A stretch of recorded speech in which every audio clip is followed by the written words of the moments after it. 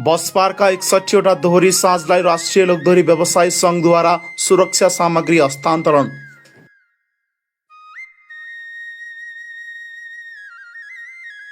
राष्ट्रिय लोकदोहोरी व्यवसायी सङ्घ केन्द्रीय समितिले बसपार्क क्षेत्रमा सञ्चालित 61वटा दोहोरी साँझलाई आपतकालीन सुरक्षा तथा प्राथमिक उपचार सामग्री हस्तान्तरण गरेको छ।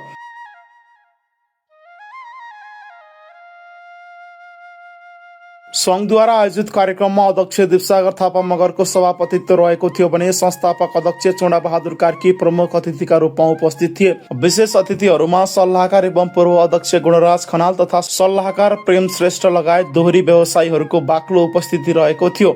सो अवसरमा 61वटा दोहोरी साँझलाई फायर एक्सटिङ्ग्विसर, प्राथमिक उपचार सामग्रीहरूको मेडिकल किट तथा अन्य आपतकालीन सामग्री हस्तान्तरण गरिएको थियो। साथै दोहोरी साँझमा हुन सक्ने आगलागी लगायत आकस्मिक घटनालाई मध्यनजर गर्दै फायर एक्सटिङ्ग्विसर प्रयोग गर्ने तरिकाबारे प्रशिक्षण समेत दिएको सङ्घले जनाएको छ।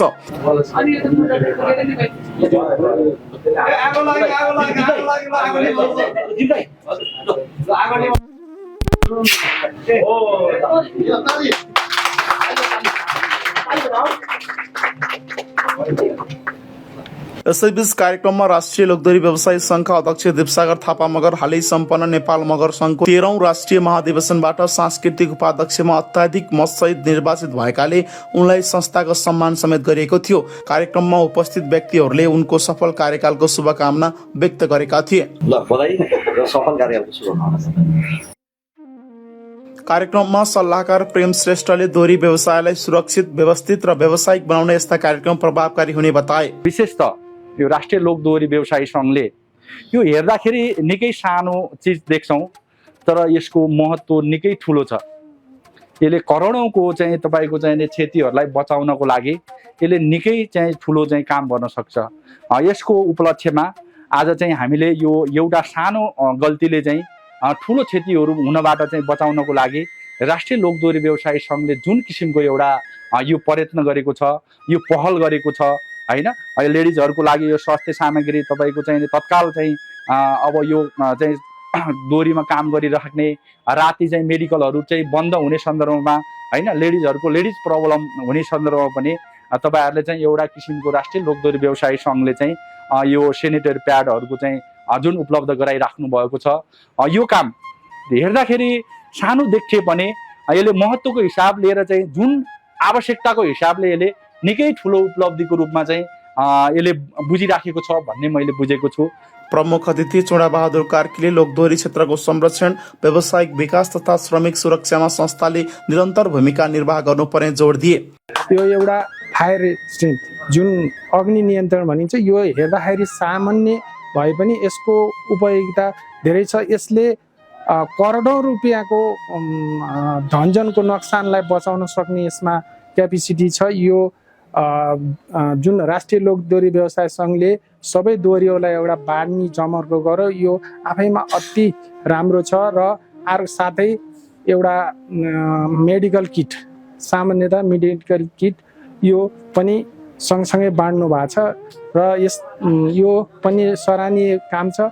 सधैँ यस दोहोरी व्यवसाय सङ्घले हिजोबाट अहिलेसम्म सराहनीय काम गर्दै आएको छ र यस्तै काम गरिरहोस्। र कार्यक्रममा सभापति दीपसागर थापा मगरले आफू अध्यक्ष निर्वाचित भएपछि संस्थाको प्राथमिकताभित्र सुरक्षा सामग्री हस्तान्तरण कार्यक्रम समेत रहेको उल्लेख गर्दै उक्त कार्यक्रम सफलतापूर्वक सम्पन्न गर्न पाएकोमा खुसी व्यक्त गरे। साथै संस्थाले गरेको सम्मानप्रति आभार व्यक्त गर्दै आगामी दिनमा व्यवसायीहरूको हित, सुरक्षा र संस्थागत विकासका लागि निरन्तर सक्रिय रहने प्रतिबद्धता जनाए।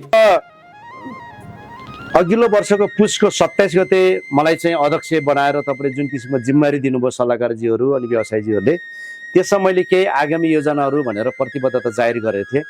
ती प्रतिबद्ध जाहेर गरेका योजनाहरू मध्येका कार्यहरू नै हो यो। कार्यक्रमको सञ्चालन सुनिल लामिछानेले गरेका थिए भने स्वागत मन्तव्य संस्थाकी उपाध्यक्ष दिलो सलामी मगरले गरेकी थिइन्। कार्यक्रममा सहभागी व्यवसायीहरूले यस्ता गतिविधिले दोहोरी क्षेत्रको सुरक्षा, व्यवस्थापन तथा संस्थागत विकासमा सकारात्मक योगदान पुग्ने विश्वास व्यक्त गरेका छन्।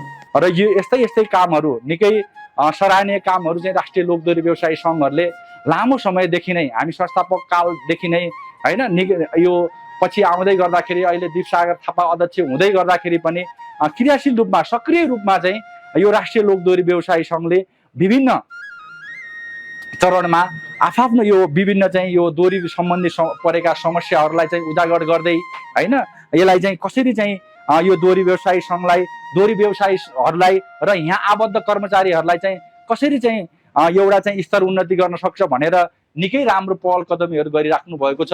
त्यो सन्दर्भमा म सल्लाहकारको हैसियतले र संस्थापक महासचिवको हैसियतले पनि म विशेष त यस्ता कामहरू निरन्तर रूपमा सञ्चालन गरिरहनु भएको छ र आगामी दिनमा पनि यस्ता क्रिएटिभ कामहरू सञ्चालन गर्नको लागि पनि म राष्ट्रिय लोकदोहोरी व्यवसायीलाई सङ्घलाई अनुरोध गर्दै आजको यो कार्यक्रममा हामीलाई पनि तपाईँहरूले चाहिँ जुन एउटा यो कार्यक्रममा यो जुन एकदम महत्त्वपूर्ण कार्यक्रम छ यसमा चाहिँ हामीलाई चाहिँ बोलाएर तपाईँहरूले चाहिँ उपस्थित गराएर 2-4 कुरा राख्न दिनुभएकोमा सल्लाहकार टिमबाट र तपाईँहरूलाई चाहिँ म विशेष त राष्ट्रिय लोकदोहोरी व्यवसायी सङ्घ र अध्यक्षज्यू लगायत कार्य समितिलाई म विशेष धन्यवाद दिँदै आफ्नो 2 शब्द यहीँ अन्त गर्दछु। हस्, धन्यवाद। सबै साथीहरूले एउटा यो आपतकालीन अवस्थामा चाहिँ प्रयोग हुने फायर एक्सटिङ्ग्विजर चाहिँ लैजानु होला र यसले मात्रै नपुग्न सक्छ है। फेरि सबै कुरा सङ्घले नै सबै उपलब्ध गराउने कुरा त होइन, तपाईँले एउटा सहजीकरण गर्ने कुरा हो। यसको साथमा एउटा फेरि जोडी होइन भाले र पोथी बनाउनुहोस् अथवा 2टा जोडी बनाउनुहोस्, एउटा चाहिँ आफैले किनेर राखिदिनु होला होइन। 2टासम्म भयो भने चाहिँ आपतकालीन अवस्थामा यसो प्रयोग गर्न सजिलो हुन्छ। र त्यसपछि हामीले इन्सुरेन्सको कुरा पनि गरेछौँ है दोहोरीको, त्यो पनि बाँकी नै छ, त्यसलाई पनि हामी गराउँछौँ। त्यसपछि मेडिकल यो फेरि आँखा आई फेरि चेकअप गर्ने कुराहरू त्यो पनि बाँकी नै छ। त्यो हस्पिटलले भनेको भनाइ छ, तर हाम्रो साथीहरू चाहिँ यताउति बिजी हुनाले नभ्याएको मात्रै। त्यो कार्यक्रममा हामी छिटै ल्याउनेछु भन्दै आजलाई यो राष्ट्रिय लोकदोहोरी व्यवसायी सङ्घको महासचिव बाहिर भएर पनि ठ्याक्क नोटिस हालिदिनु भयो। त्यो नोटिसलाई आधार मानेर सम्पूर्ण व्यवसायीहरू आइदिनु भयो। यहाँलाई धेरै धेरै धन्यवाद र आजको प्रमुख अतिथि सल्लाहकारज्यू यहाँलाई पनि धन्यवाद भन्दै आज कार्यक्रम समापन भएको घोषणा गर्दछु। र सबैले आफ्नो त्यहाँ दोहोरीको नाम र तपाईँहरूको सञ्चालक अथवा प्रतिनिधि भनेछु, त्यसमा तपाईँहरूको नाम छ, हस्ताक्षर गरेर एक सेट लिएर गइदिनु होला। अनुरोध।